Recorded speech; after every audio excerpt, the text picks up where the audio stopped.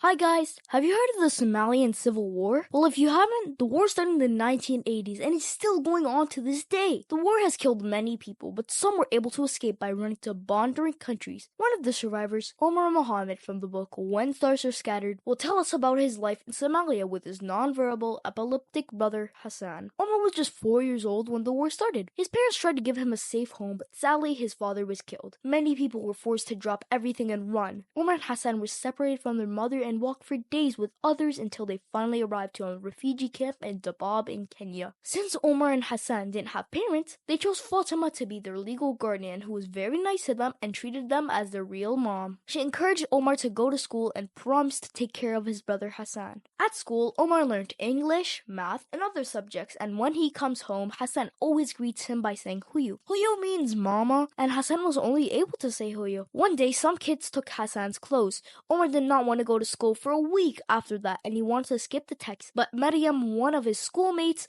who came to take care of Hassan with Fatima so Omar could go do the test. One day, Ali rushed to tell Omar and Nemo that their names are on the list. The list means whoever's name is on it, they might go to America, Canada, Sweden, and even more. Omar did not want to go anywhere. He was dreaming that the war would end and he could go back to Somalia to see his mom. Immigration was a big dream for everyone in the camp, as there was no hope to go back home. In the interview, Omar didn't understand English well, so he needed a translator. Omar heard that if you get a small envelope, it just means you're rejected. But if you get a big envelope, it means you have more paperwork but better chance. Unfortunately, the envelope takes 2 to 4 months to arrive, so Omar waited to get the envelope but no luck.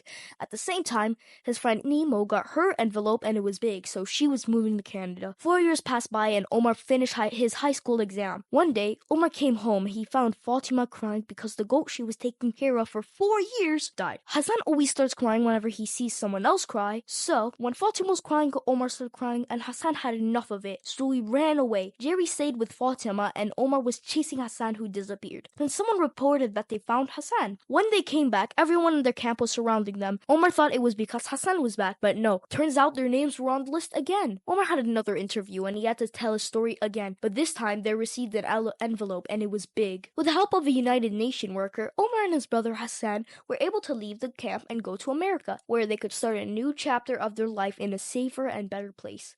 The book ended here. I could not stop thinking about the kids and their mom. I was so sad and had a hard time struggling with why there was a war. The next day, I was looking into the book and decided to read the afterward page, and here I could find relief. In America, Omar was able to continue his education at university, and Hassan was given medication that helped out his seizures, and he joined adult school. After graduation, Omar worked as a social worker to help in a refugee resettlement. Omar and Sarura, one of his friends in the refugee camp, got married, and Hassan lived with them and their 5 children. His big dream of finding his mom did not stop, and he kept looking for her and kept asking people in the Bab. One day, a woman called Hawa came to the camp asking for her 2 kids who she was told they passed away. She met Fatima and knew about them from her. Omar and Hassan went to Dadaab to meet their mom after 23 years and worked on bringing her to America. Now I feel better and I am happy for Omar and Hassan, but what about the others? It is really sad to learn about the other people suffering.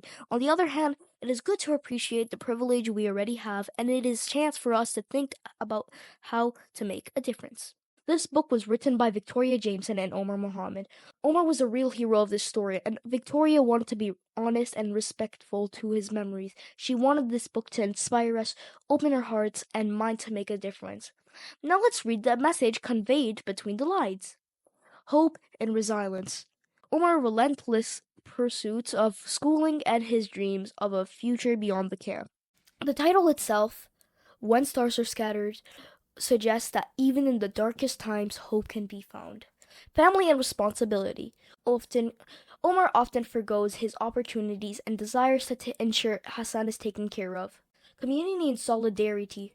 The support from friends, teachers, and other refugees to overcome difficulties.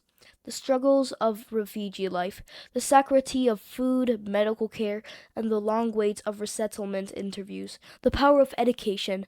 Omar's determination to attend school and his aspiration to become a social worker to help others in this situation. Identity and belonging. Omar's reflection on his past in Somalia and his dreams of a future where he and Hassan can belong. Hope you enjoyed the book and Victoria's message has been received. Some other books are coming soon, so please stay tuned. Bye, guys!